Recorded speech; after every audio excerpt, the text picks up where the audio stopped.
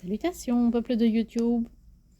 Alors, je vous retrouve pour un petit tirage de guidance pour la semaine du lundi 13 mars au vendredi 16 mars 2023. Je vais essayer de faire un tirage pour la semaine et un tirage pour le week-end. Bon, je sais que tout le monde ne travaille pas la semaine et n'a pas congé le week-end de cette manière-là, mais bon, c'est quand même le cas pour beaucoup de gens et c'est le cas pour moi-même. Donc, je pense que c'est assez honnête comme manière de structurer ça. Je vais essayer de vous faire un petit tirage avec, comme la semaine passée, le tarot du bien-être de Claire Goodchild. J'aimerais bien essayer de faire une interprétation plus libre, c'est-à-dire ne pas nécessairement me fixer les standards du Marseille et du Rider, ne pas utiliser la connaissance que j'ai, mais plutôt me laisser guider par les cartes. Donc, je vais voir si j'arrive à le faire comme ça, entre guillemets, en live. Et si ça va pas, je mettrai pause pour pas vous faire une vidéo de 10 minutes pendant laquelle je parle pas et que je ne fais que réfléchir. Je vais voir. On va voir comment ça se passe pendant le tirage. Je vais faire le même tirage que la semaine passée, c'est-à-dire un tirage en 3 cartes avec la première carte, donc la carte au centre, qui représente ce que l'on peut continuer à faire, ce qui fonctionne bien dans notre vie. La deuxième carte à gauche qui symbolise ce que l'on devrait arrêter de faire, ce que l'on peut laisser derrière nous, la porte que l'on peut refermer. Et la troisième carte, donc celle de droite, qui représente une nouveauté pour cette semaine, une énergie que l'on peut accueillir. Voilà. Alors, à l'attaque.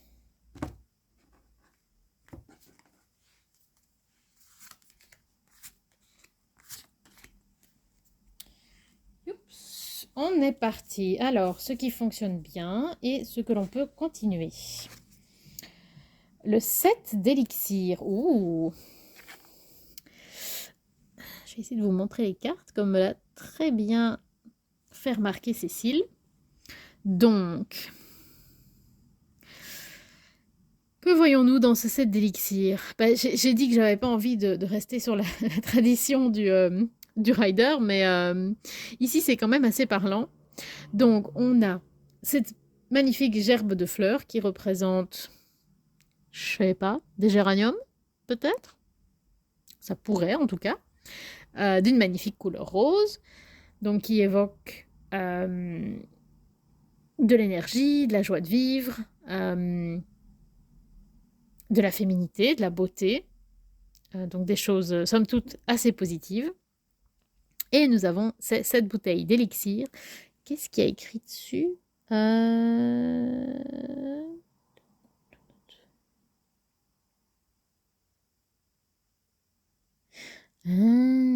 Sur chacune des bouteilles, il y a écrit take one vial, do not mix.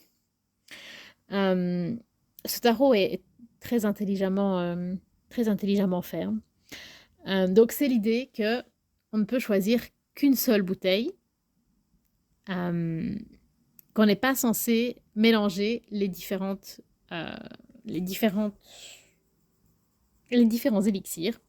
Donc ça représente la difficulté de faire un choix, l'embarras du choix. L'embarras du choix, mais pour des choses positives.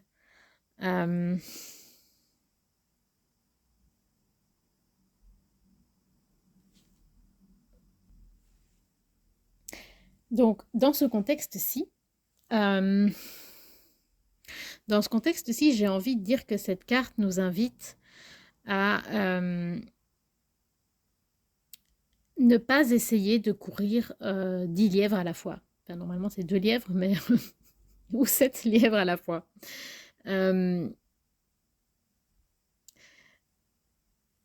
D'essayer de vous concentrer, quand vous commencez à faire quelque chose, essayez de vous concentrer sur la tâche, peut-être pas jusqu'au bout, selon la tâche sur laquelle vous êtes occupé à travailler, mais essayez de ne pas vous disperser. Euh, Essayez de préférer la qualité de votre travail à la quantité de choses que vous allez pouvoir faire sur la journée. Euh, et si vous avez besoin, si vous avez un besoin, essayez de, essayez de définir la priorité. Voilà, si ça peut vous guider pour cette semaine. Alors, la chose qu'il faut arrêter. Alors, le 7 de bâton qui nous est apparu à l'envers. Donc, sur ce 7 de bâton, les bâtons sont représentés par des petites spatules. On dirait, j'ai presque envie de dire des cotons-tiges, mais je suis pas sûre que ce soit ça que c'est censé représenter. Et des petites fleurs orange et jaune. Donc l'orange et le jaune, c'est quand même des couleurs qui évoquent assez fort la gaieté, la joie de vivre, l'énergie. Euh,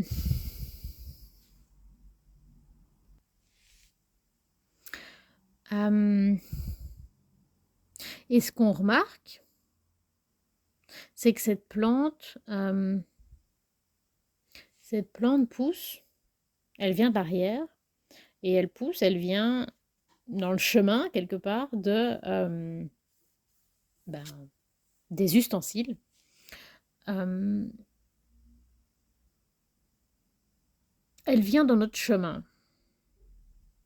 Donc, a priori, c'est positif d'avoir de la joie de vivre et de la gaieté qui s'insinue partout dans notre vie. Euh, mais ici, non seulement la carte nous est apparue à l'envers, mais en plus, c'est pour un conseil de quelque chose qu'il faut arrêter. Donc,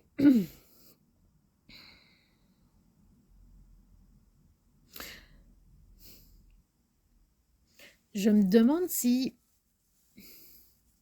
j'aurais pas envie de... J'ai envie de vous dire que ça parle de se sentir, d'arrêter de se sentir obligé de tout positiver, de toujours dire mais c'est pas si grave que euh, ça va bien se passer, faut pas s'inquiéter, euh, oh ça va mettre une mauvaise ambiance si on parle de ce qui va pas. Ben non, parfois, parfois faut mettre les pieds dans le plat, parfois faut être sérieux, euh, parfois faut parler des sujets qui fâchent. Il faut mettre le doigt sur ce qui marche pas. Euh, donc voilà, je dirais que ce set de bâtons nous invite à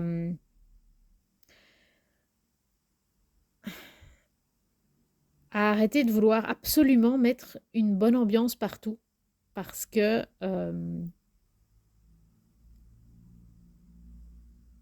parce que la bonne ambiance n'a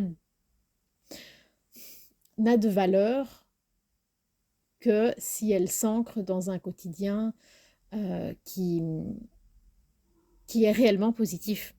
Il faut accepter qu'il y a des moments qui sont pas faits pour rigoler. C'est c'est peut-être un peu bête présenté comme ça. Euh, mais voilà, c'est ce qui ressort pour moi de cette carte.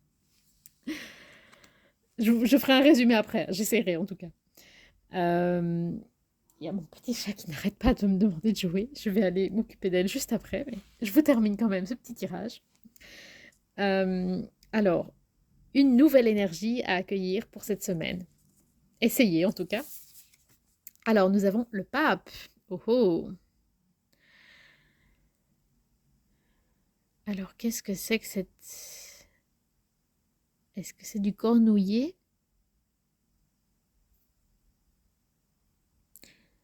cornouiller qui pousse au travers d'un os, un os qui n'existe pas tel quel dans notre corps, hein. À ma connaissance, il n'y a aucun os qui a cette forme bizarre. C'est intéressant je ne sais pas si c'est une guidance ou une analyse des cartes, mais je suis désolée. Dites-moi si ça n'a aucun sens. Euh, c'est comme le pape, c'est une carte normalement enfin normalement, traditionnellement, euh, qui parle des valeurs. Euh, je l'associe quand même, moi personnellement, je l'associe plus à l'image du père et des valeurs familiales transmises que l'empereur, par exemple. Pour moi, l'empereur n'a rien d'un papa. C'est plus au pape que je relie cette énergie. Et ici, ce qui me frappe, c'est que cet os n'est pas du tout naturel. Euh, Comme ça m'évoque les constructions de la société.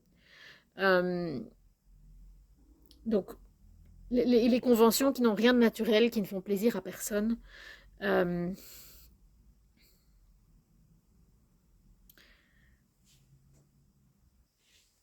et ce qu'on remarque ici, c'est que cette plante, on a presque l'impression que l'os se transforme en plante. J'ai pas l'impression que la plante pousse sur l'os, c'est comme si l'arbre était fait en os. Euh, et est-ce que cette feuille-là, je ne sais pas si c'est une petite feuille ou une feuille qui a été déchirée. Euh,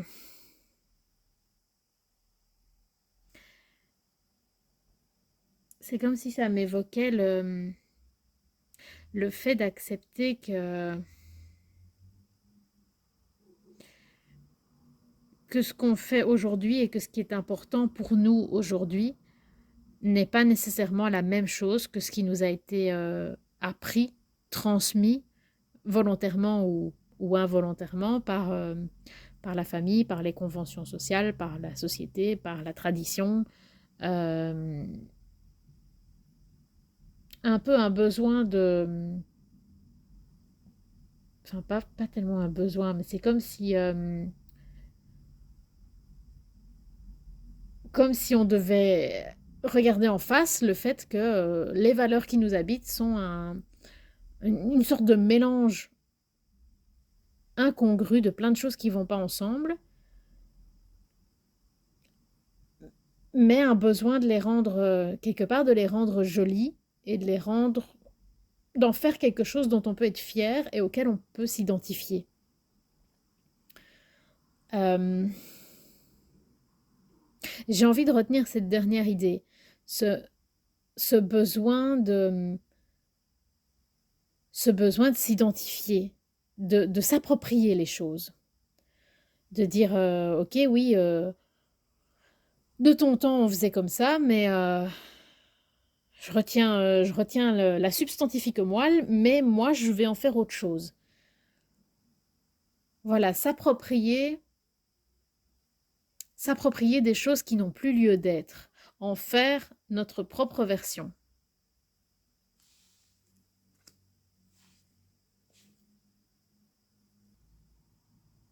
Donc, si je résume, cette semaine, on continue de faire des choix précis, de définir ses priorités et d'accepter qu'on fait une chose à la fois.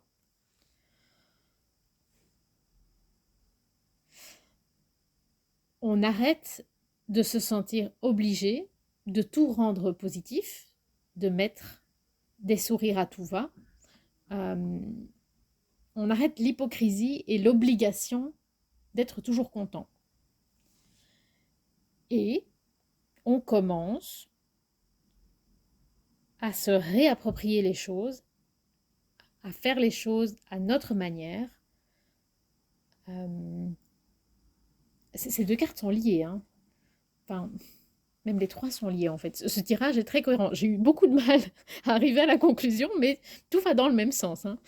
Hem, donc on commence à faire les choses à notre manière et si ça doit déplaire si ça doit déplaire à certains, ça déplaira à certains, hem, mais il y a un besoin de se sentir aligné à ce qui compte finalement vraiment pour soi-même.